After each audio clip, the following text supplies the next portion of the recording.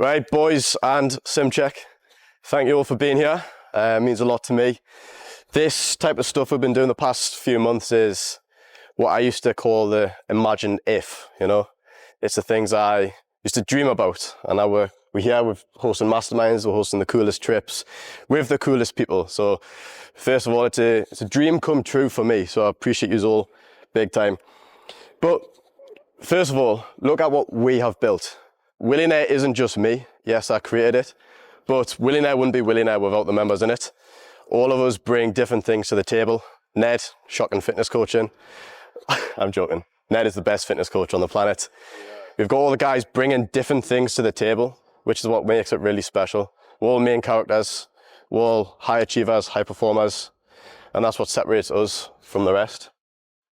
By the way, this took me ages to make, so I hope you can see it. Can you see it? Yeah. It's a collage of all the pictures that we've been doing the past 6 to 12 months, I'd say. We've done some incredible things. We've been to Marbella, we've been to Bali, it's Dubai, Koh Samui, Bangkok, Snowdonia. We've done some mad things and people have really reaped some rewards from it. Right, let's get into it. But you might be thinking, so yeah, we've been doing this for 14 months. We've got 2 communities, 75 members, tens of millions in revenue between the guys. We've hosted 9 events, 2 masterminds, and I've made some money from it as well. So we're moving at a rapid pace, and I'm really, really excited for what the future holds. Now you might be thinking, how did this kid actually figure out how to do this? I had no online business experience. I had no idea what to do, and I had no business value to provide to these people I was trying to meet. And at the start, I was like, holy shit, how am I even gonna have a conversation with this guy? I remember the first dinner I ever went to, I was so nervous, I had no idea what to say. The only thing I could tell him about was the best 3 books that I read, and that was the only value I could provide. But I did this through something that I made up yesterday, and it's called relationship equity. And it's essentially how we leverage our connections and how we leverage our network. And these are all in Willaire. So if you leverage your network correctly, it's going to pay dividends as well. So first of all, we want to become an asset. We want to become valuable. We want to become something that's worth something to other people and to ourselves. So when we become valuable, it's pretty straightforward. Like, there's no need to overcomplicate it. You just want to provide value. It's like I mentioned before, my first ever networking dinner I did, the only value I could provide was book recommendations. That's fine. Maybe those book recommendations you gave that person might actually help. Even if he's making way more money than you are, you could maybe give him some like mindset advice or fitness advice. You know, you're always better at something than someone else. So you've got to find what that is, and then you can provide value in that way. And then when you do this enough and you've got more accolades and you can provide more value, people are going to want you and people are going to need you. And when you're wanted and when you're needed, that's when you become the asset. That's when you can call the shots and you can call on things, and we'll touch on that later. But let me take a drink. You might be thinking, how do I become more valuable? It's a question I ask myself loads. So there's 3 main ways. The first one is personal brand, not just the normal type of personal branding though. We've got your network and we've got becoming an exceptional. So the importance of having a personal brand. Yes, we've got social media. We've got Instagram, YouTube, TikTok. Having a big following, having a blue tick, it gives you immediate social proof. For some reason, including myself, we see someone with loads of followers and a blue tick and we instantly give them some sort of respect. But in reality, he's not a better person than you are just because he's got 400k on Instagram and a blue tick. That doesn't mean anything. I know guys with 200k followers that don't make much money at all. I know guys with 200k followers who are pieces of shit. I know guys with like 200 followers who are absolute legends and make bank. You know, it doesn't mean that. So besides the immediate social proof, you hold value from just being yourself. So what I mean by this is, we have the personal brands on Instagram, we have the personal brands on YouTube, but what about our personal brand in real life? Like that's our reputation, our personal reputation. Like what do you think, what do people connote with you? What do people think of when you walk in a room, when you're talking to someone, when your name gets mentioned? It's not always about the Instagram profile or the YouTube subscribers. It's about your personal brand and the way that people talk about you. And that's way more powerful. Because would you rather make a judgment of someone based off their Instagram profile or of someone's comments that you trust? I know I would way more likely to trust the person who I trust to give me solid advice on someone rather than just looking at their Instagram profile. But having a solid personal brand on Instagram and YouTube is massively important. Then your network. This is how I provided the most value. You can solve other people's problems by connecting them with the right people. It is so simple. For example, let's use Ned. Ned's a men's high performance fitness coach. He's absolutely crushing it. But let's say he was struggling at sales and Finn is his friend. Finn's in his network. What would you do? Who would you connect him with? What type of person would you connect Ned with if you knew he was struggling at closing deals? Jack. What is Jack? Closer. Closer, sales coach.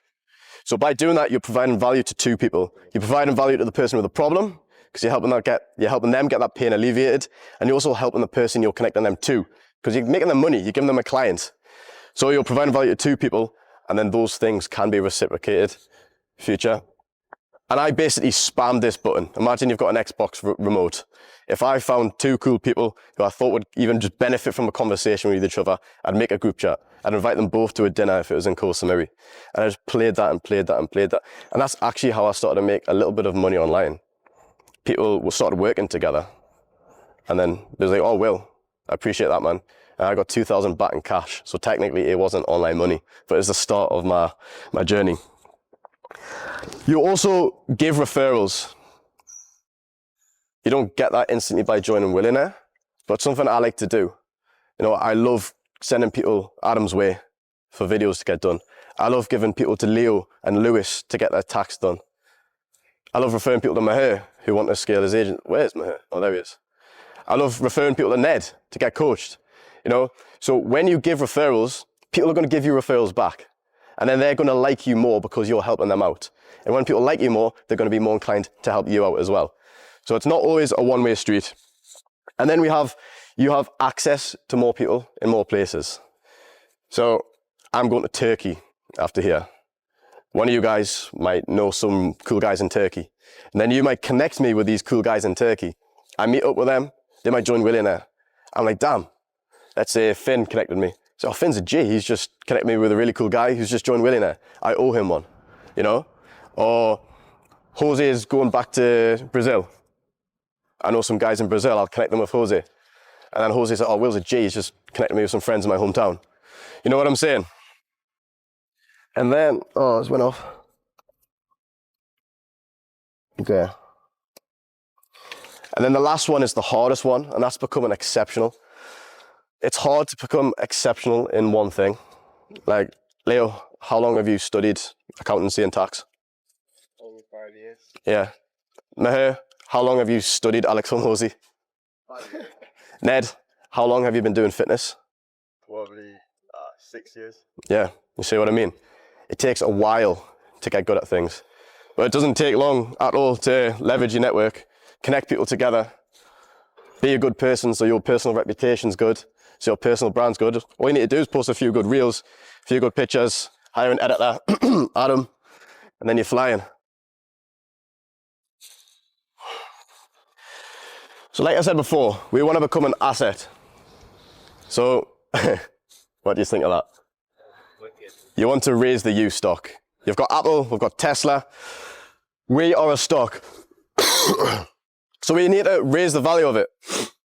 And the more valuable our stock comes, the Jose stock becomes, the more valuable the Scott stock comes, the more you're worth to other people. You know, the more you're worth to a network. And that's really, really important. I hope you can see this next one. Can you all see that? Yep. It's a graph, right? So you've got value along the side and time along the bottom. So the more value you provide to someone over an extended period of time, your U stock rises. So let's take a 1 year period. If I'm constantly providing value to someone, like say on a monthly basis, over the year, the U stock for me is going to be really, really high because the guy I've been providing value to is going to think, fuck, Will's helped me out a lot for a long time. And when your U stock is high, what does stocks do when you've got a lot of money in stocks? Anyone? Pays dividends, doesn't it? So you can cash out these stocks. You can call on favors because you've done so much for that person. So they're willing to do something for you. That is why it's very important to raise the U stock. And with that in mind, we've got the law of reciprocity. So if you do something good, everyone knows this. Everyone knows what the law of reciprocity is. You provide value to someone. The relationship's strengthened. Thank you, mate. They provide value to you. Thank you, mate. Relationship strengthened. And this is a continuous cycle. And by doing that, your U stock rises for them and their U stock rises for you. So that's a rinse and repeat cycle. It doesn't stop. And you don't want to just do this once. You don't want to just provide value to someone once and then think that they owe you the world. It's not how it works. And that's just pretty manipulative. So who can give examples? Let's go with Jose.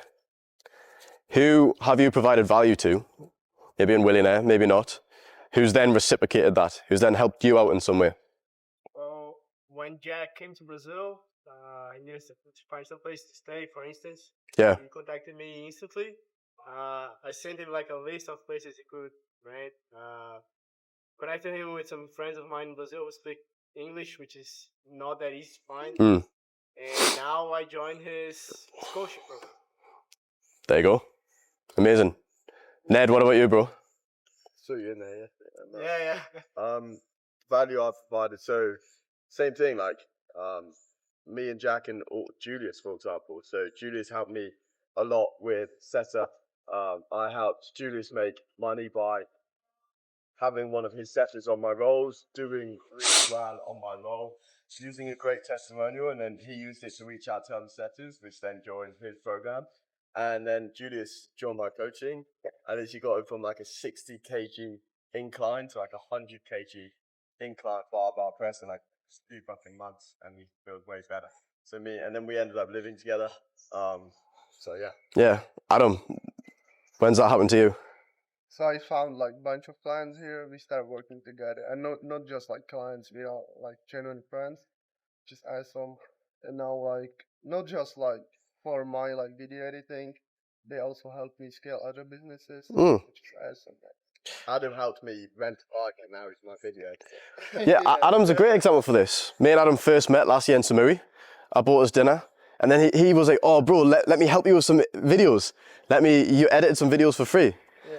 And then I helped you out, getting some clients, sent you James, sent you some boys in Willaire. And then he's like, "Oh, Will, let me edit some more videos for free." And then now I'm a paying client of his. You see, it's a full circle. You provide value, they provide value. You provide value, they provide value. We could stay on this forever. I'm not going to go around everyone. Oh, that's off. And then we need to optimize our connections. This is important. A lot of people fuck this one up, including me. I've got a handsome Alfie and Jack on here. So we're all in Willaire. It's an in-person community. We're all here. We've all been to, a lot of us have been to Snowdonia, Marbella, Bangkok. We'll be going to Italy. We're going to Poland. We've got so much coming up. But at the end of the day, we are online entrepreneurs, and the community is still very much online. So when we jump on calls, when we connect with people, maybe they're not even in Willaire, maybe you're just connecting with someone in the same niche. It's really important we don't waste these calls. When we jump on a call with another entrepreneur to connect, the goal is to connect. The goal is to build a relationship. The worst case scenario here is you jump on the call and after that you never speak again because you've just wasted 30 minutes of your time and you've just wasted 30 or 60 minutes of their time. And it's just pointless. It's just going to go nowhere. You may as well spend that money making your business. Spend that time building your business. Best case scenario is you exchange value, both of your use stocks increase, and you add one another to your network, and then you become friends. Just from a 30-minute call. Instead of wasting it, you're optimizing it. And I did this a lot. When I first started Willaire, I was literally just sending endless amounts of outreaches, looking just to connect with people. My whole work day was back-to-back connection calls, 30-minute connection calls for like 8 hours a day. So what's that, 16 connection calls a day. I just meet entrepreneurs, and then I wouldn't waste the calls. The day after I'd follow them, be like, bro, it was absolutely sick to connect. What's your WhatsApp? It's easier to talk on there. And I just keep doing that and doing that and doing that. Keep those relationships alive. And then now I've got a high use stock in their eyes because I've provided them value. They've provided me value. A lot of the guys have joined Willaire. Here's one of them. Ned spoke about this yesterday, about building an identity. And that's important we do that in our network as well. We want to be known as the man. When people think of me, they think of Willaire. They think of a network of high-performing entrepreneurs. They think of a brotherhood. They think of opportunities, you know? Maybe I'm wrong. Maybe I say Will and you think dickhead. Now I've got a really handsome fella on the screen right now. When I say Ned's a part of Willaire, what comes to mind? Anyone? Fitness. Boom. We've got Jack Ormonroyd. What comes to mind? Objection handling, sales, closing. Adam Matusek. What comes to mind? Video editor. Video editor. Julius Inno. Setting. Isaac. Muay Thai. No. But yes. What's Isaac really good at? Other than Muay Thai? Personal branding. He's got 120 odd followers, 120 odd K followers on Instagram. Orlando. Danny. What specifically about closing? No, what did you get from Orlando? Closers. Trained closers. Leonardo. Tax. Piero. Bitches. Invisible to irresistible in 90 days. Scott Henry. AI, automations. Lennon. Setting. There you go. So you can see how important it is positioning yourself in a network. And how do we actually make this positioning so that this reputation happens? It's by flexing, you know. In Willaire, we're all winning. So when we post a win, it's not bragging. Like, I want to see when fucking Mahir closes 10K. I want to see that Leo closed a 10K deal yesterday. Like, I want to see that shit because that motivates me. That makes me pull my finger up my arse. It makes all the other lads do that as well. Wins need to be celebrated. You know, we don't push each other down and be like, oh, this guy's bragging. No, that's not what we do. We're like, sick, let's go. More of this, please. So by posting a shit ton of wins, Ned's posting, say, consistent wins of his client transformations, just closed 4 clients this week. We clearly know that he's good at what he does. Otherwise, he wouldn't be making all this money. He wouldn't be getting all these transformations. It just connotes that he's doing good, you know? If Leo's posting wins that people are paying 0% tax successfully, this client's just been set up with an LLC in the US, completely stress-free. We're going to associate Leo at being good at what he does. And if you do this time and time again, and going back a little bit, providing value about this specific thing which you're exceptional in, people are just going to automatically associate you with being really, really good at what you do. So it's just insane social proof. At a level further than this, we all associate Ned with fitness coaching, peak performance for entrepreneurs. That's what the guys in Willaire know him as. Now, yous don't know entrepreneurs just in Willaire. You've got your own personal existing networks. Leo's in other communities. I don't know if other guys are as well. But then if someone comes to Leo, another entrepreneur, be like, oh bro, like I'm struggling with my physique. First thing that's going to come to Leo's mind is Ned. Because Ned's positioned himself in the way, he's gave himself that identity within Willaire. So then when someone comes to Leo, boom, connected straight away. And then Leo's providing value to 2 people. Thinking back at the start, he's helping Ned out, getting him a client, and he's solving someone's pain points. So then Leo's use stock rises. You see how everything interlinks. Oh, it's off. Now, we've made all these connections. We've not wasted them. We've formed an identity. It's about turning these connections into actual brotherhoods. And that's what we're doing, right? That's the whole point of it. That's why he's joined Willaire. That's why he's here today listening to me chat shit. So, how do we turn these connections into genuine relationships and brotherhoods? by being brutally honest. You know, there's a difference between being nice and kind. Not gonna lie, I forgot which one's which. But Ned told me the example. If my breath stinks, and I was speaking to Ned would tell me, that's being kind, yeah. So then I don't go and speak to other people and give them the ick. But if Ned didn't tell me, and I then went to speak to all you guys and my breath was stinking, then he's being nice. He's not hurting my feelings by saying that thing, but I'm probably going to be further embarrassed, aren't I? And it's the same with like content. Like Adam's my editor. If he made me a reel, which I didn't think was nice or was good or what he's capable of, I'd tell him, I'd be honest, be like, bro, like this isn't as good as what you can do. And then he'll appreciate me more of telling him what I honestly think than just covering it all up. If one of you guys are saying that you're going to do something and then I see you slacking a little bit, I'll be like, this isn't like to the best of your ability. It's like Maher. Maher sleeps in every fucking day, you know? And we're brutally honest about it. I call him out in the vlogs and that leads us on to the next one. Call each other out. I call him out all the time. He may hate me for it a little bit, but he also loves me for it because if I didn't do that, I'd just let him get away with it. Like Scott the other day on the run wanted to give up and I was calling you out, telling you you're not done. Nazar did the exact same for me on the 10K run. I was starting to slack. He was like, bro, don't fall behind. You've been leading from the front from the full time. If I'm starting to slack on my diet and Ned's living in the villa with me, he's going to tell me about it. You know, he's going to call me out. And the fact that you are calling out each other, you're holding each other accountable, shows that you care. And if that person can see that you care, it's like tough love, isn't it? If that person can see that you care, then they're going to care for you as well. They're going to hold you accountable to whatever your goals are. And when you get held accountable, the standard just rises. Then you've got to talk about personal things. If you think about your closest friends, your family members, you've all had deep conversations. Think about people who you would consider acquaintances. Those conversations have never went below deep surface level. The guys I've lived with, specifically Adam, Ned, Maher, that's all for now. Like I've had some incredibly deep conversations with them and they've opened up to things, they've opened up about things with me as well.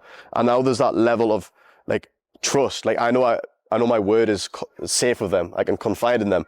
And at the end of the day, it's not just about business, is it? It's about building solid brotherhoods and having people you can trust. And then do crazy shit together. I mean, we've all done this. We've done boat trips, we've climbed mountains, we've been on yachts, we've jet skis, quad bikes, anything, random side quests. And the reason that this is important is because do you think you and your closest friends have no stories to tell? Or do you think you and your closest friends can just chat shit for an hour straight about these random things that you've just done? Funny memories, stupid memories, probably memories that you shouldn't have done. But doing crazy shit together is that all? Yeah, is what helps build that relationship. And the last one is keep in touch. So going back to those connection calls, you jump on the connection call, you provide value, you help them out, they help you out, but then you just don't keep in touch. 6 months passes and that's it. Then that relationship's kind of gone, you know, because you've not really like got too deep with them. So if you keep in touch with them, consistently check in, check up on them, say how they're doing. Bro, is there anything I can do to help you? Is there anyone you need connected with? On a personal note, is everything going fine? That way, you're always keeping a point of contact, you're always keeping in touch. It's like the guys, Jack Ormonroyd, we've got Alfie, 2 guys just off the top of my head who we're living with. We're with them every single day. But then imagine if I was with them every single day and then just didn't speak to them.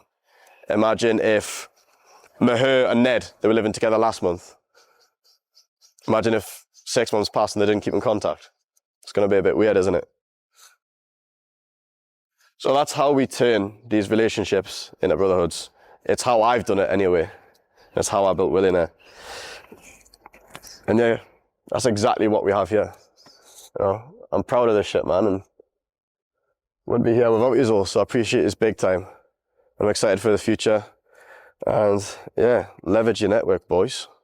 Any cues, any questions? Thanks for that, Will. Smash the floor, bro.